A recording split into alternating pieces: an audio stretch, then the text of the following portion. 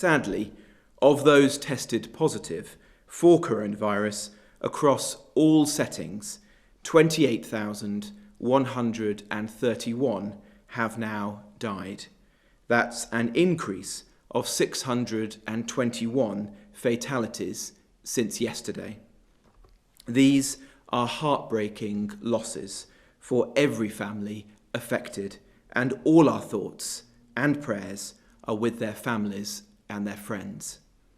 For some in our society, these measures involve sacrifices that none of us would wish anyone to bear. For victims of domestic abuse, it means being trapped in a nightmare. The true evil of domestic abuse is that it leaves vulnerable people, including children, living in fear in the very place where they should feel most safe and secure, inside their own home. This government has already prioritised tackling domestic abuse. The Domestic Abuse Bill, which had its second reading in Parliament last week, is a landmark piece of legislation which will create the first ever legal definition of domestic abuse. And this is important because it holds those responsible to account and gives those suffering at the hands of others more confidence that action will be taken and perpetrators brought to justice.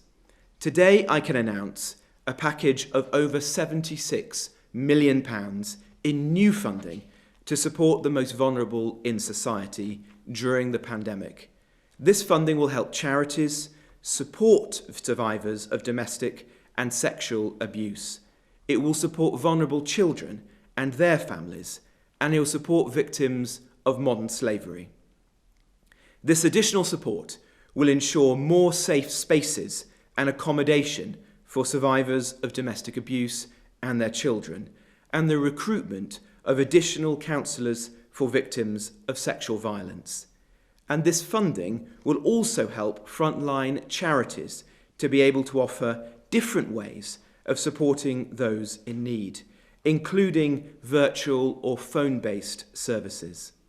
We've also been working with councils and charities to protect those who have been sleeping on our streets, a group that we know are particularly vulnerable to COVID-19. We set out to bring people in from the streets. So far, more than 5,400 rough sleepers known to councils have been offered safe accommodation in just under a month, ensuring that some of the most vulnerable people can stay safe during the pandemic. This means that over 90% of rough sleepers known to councils have been offered accommodation where they can self-isolate in safety during the crisis.